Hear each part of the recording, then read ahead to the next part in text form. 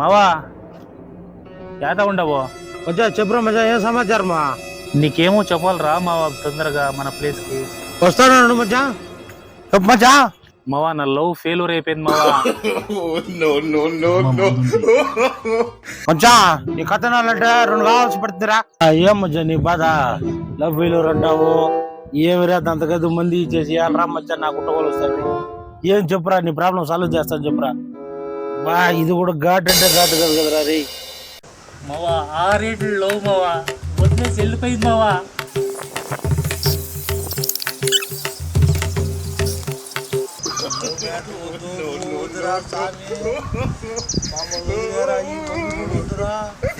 ఉండు మావా. మావా